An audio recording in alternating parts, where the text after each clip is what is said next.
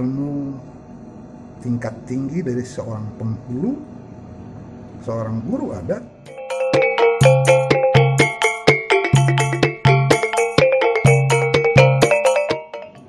Assalamualaikum saudara. Kita akan bicara sesuatu yang rahasia. Rahasia Tambo Nantasurut. Apa yang disurutkan dan kenapa itu disurutkan? Dalam uraian terdahulu tentang Tambo Nantaserat,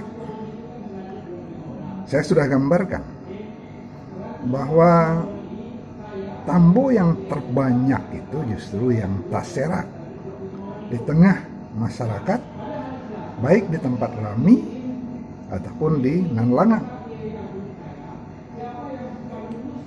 Lalu kemudian ada Tambo Nantasurek di Nankalam, di Nantarang. Kemudian Tambo Nantasirek dalam Kieh Katobayang. Kemudian ada Tambo Nantasurua.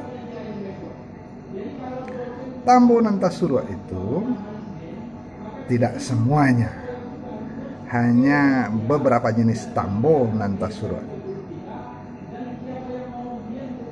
Mana Tambo Nantasurua? Mari kita lihat satu persatu. Yang pertama, Tambo Nantasurua adalah Tambo Asa.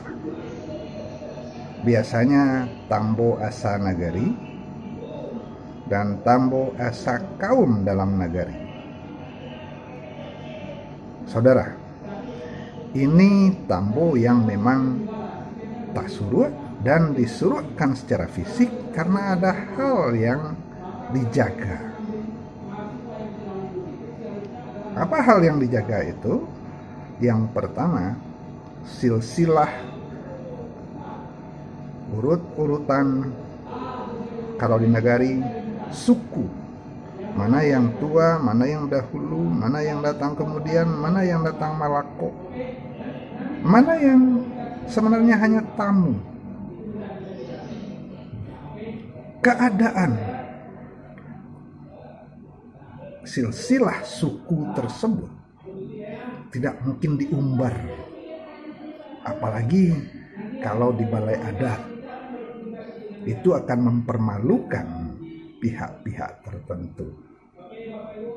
Maka itu sengaja disimpan untuk menjaga harga diri, marwah dari suku-suku dan penghulu-penghulu yang ada.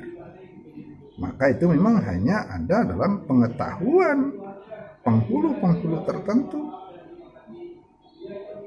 Sehingga suku-suku yang ada itu, dia tahu sendiri posisinya, tahu sendiri keadaannya.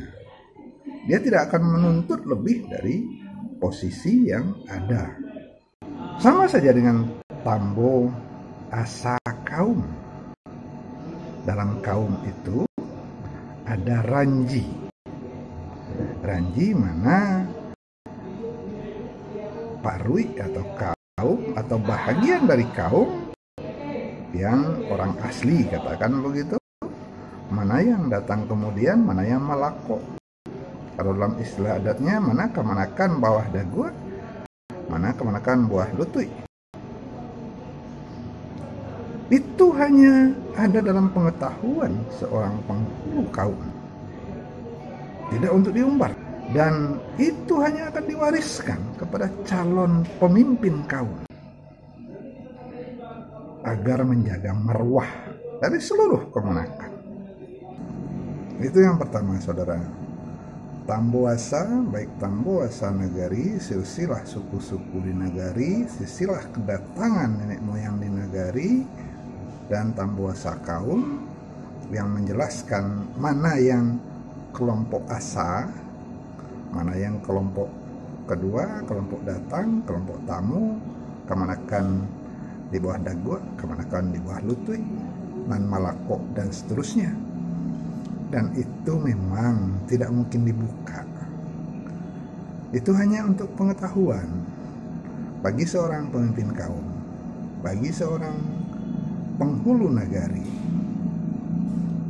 penghulu tiap-tiap kaum dia tahu posisinya dalam negari. Jadi alasannya sangat logis untuk menyuruhkan tidak boleh dibuka kecuali untuk orang-orang yang memenuhi syarat.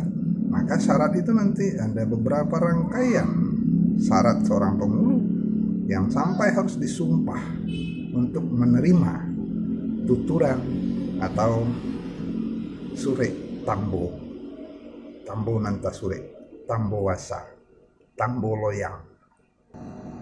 Yang kedua saudara, selain tambo wasa, tambo loyang, nagari dan kaum, ada tambo yang memang juga tasurwa. Karena ini menyangkut sebuah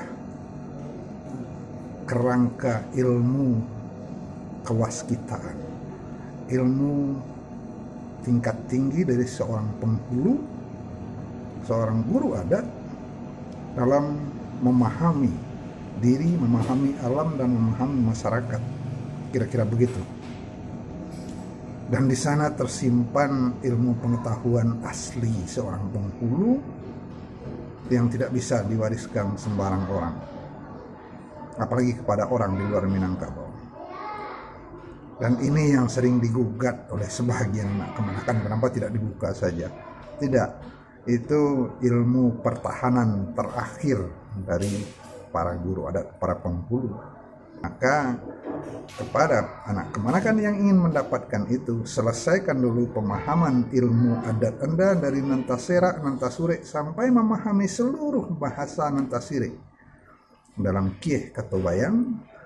Kalau sudah dipahami semuanya adat itu, Anda menghadap menjapui ilmu tersebut kepada guru adat atau kepada penghulu yang menyimpan tambo dalam arti hakiki. Ini tidak banyak guru adat yang memilikinya, dan memang itu sengaja dirahasiakan sebagai ilmu pamungkas yang tidak mungkin dibagikan kepada orang di luar Minang. Itu pertahanan terakhir. Pada istilahnya, ini yang sebenar-benarnya ilmu sile. Sile di rumah gadang, mancak di halaman. Kewaskitaan dalam komunikasi tingkat tinggi, lebih tinggi daripada Kieh Katobayang. Kalau dalam teori komunikasi itu dikatakan meta komunikasi, di atas komunikasi. Yang berminat, pelajari adat, penuhi syaratnya, jemput kepada guru itu, tatiangnya, sareknya. Ada sumpah juga, karena itu pertahanan terakhir para guru adat, para penghulu. Dan Anda yang berhak itu memang yang diharapkan sudah memenuhi syarat dan siap melanjutkan estafet kepemimpinan penghulu. Itu yang kedua. Kalau yang pertama tadi untuk menjaga marwah kaum atau suku-suku di dalam sebuah negari dan menjaga marwah anak kemenakan yang dalam tambo asa, dalam tambo loyang itu kemungkinan tidak sama posisinya. Ada yang di bawah Dagu, ada yang di bawah Lutwik, ada yang di bawah Pusek, dan seterusnya. Maka hanya pemimpin yang bisa menjaga marwah kaum yang besar itulah yang diberi pengetahuan itu. Kalau Anda calon pemimpin, persiapkan diri untuk menerima itu. Yang ketiga, saudara, dalam tambo ure, tambo panawa, tambo sitawa sidingin, banyak tambo sitawa sidingin yang untuk pengobatan, untuk kebaikan. Tapi ada serangkaian ilmu rahasia. Tambo jenis ketiga ini memang sengaja disembunyikan karena dia merupakan ilmu rahasia pertahanan. Dulunya digunakan oleh kaum, oleh keluarga untuk menghadapi tantangan dari luar. ada ancaman dari luar kaum, ancaman dari luar sukunya, maka dipelajarilah ilmu-ilmu tersebut. Ilmu-ilmu tersebut sudah sering kita dengar. Ada namanya gayung, tinggam, permayo, pampan, tuju, dan banyak lagi, sampai kepada yang paling terkenal. Ada kasiak berandang, ada sijundai, ada palasi. Itu dulunya adalah ilmu pertahanan sebuah kaum dalam menghadapi tantangan, ancaman yang banyak dari luar kaum atau dari luar keluarga mereka. Itu adalah bahagian dari tambo ureh yang rahasia. Dan mungkin dalam tanda petik itu dianggap ilmu hitam. Dulu itu digunakan oleh nenek moyang untuk pertahanan. Dan rasanya itu juga tidak usah dilanjutkan. Karena toh sekarang orang bisa membunuh dengan pistol. Tetap kalaupun ada yang berminat, silakan saja. Penuhi syaratnya, tatiang syaratnya, dan ada sumpah di sana. Karena ini untuk ilmu pertahanan. Saudara, itu 3 jenis tambo. Mantasurua. Baitasurua untuk menjaga marwah kaum, marwah penghulu, marwah harga diri seorang penghulu dengan keterampilan, kemampuan meta komunikasi, dan ilmu pertahanan. Terima kasih atas perhatian. Sampai jumpa di lain kesempatan. Assalamualaikum warahmatullahi wabarakatuh.